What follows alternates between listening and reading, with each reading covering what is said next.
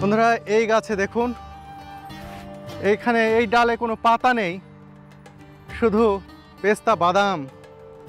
ও কত পেস্তা বাদাম, কি মূল্যবান এই বাদাম।